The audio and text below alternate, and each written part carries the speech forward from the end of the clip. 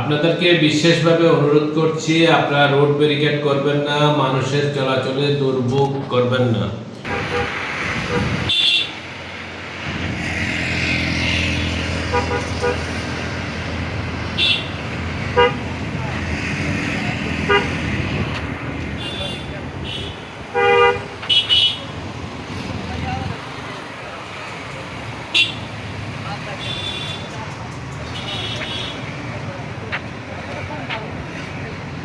চট্টগ্রাম ৪ নির্বাচনী এলাকার জনসাধারণ, আসসালামু আলাইকুম।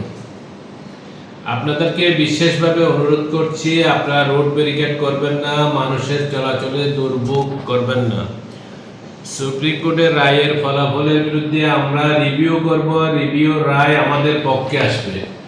আপনারা রোড ব্যারিকেড করবেন না, জনগণের দুর্ভোগ হয় এমন কোনো কাজ করবেন না। আপনাদের সহযোগিতা একান্ত কাম্য।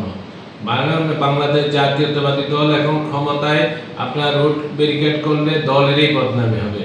আপনাদের সবাইকে সাথে নিয়ে আমরা আবার এগিয়ে যাব এবং সব কিছু মিলে আমিও বাই রোডে আসতেছি। আমার জন্য আপনারা রাস্তা খোলা রাখেন। আপনাদের সবাইকে আন্তরিক ধন্যবাদ।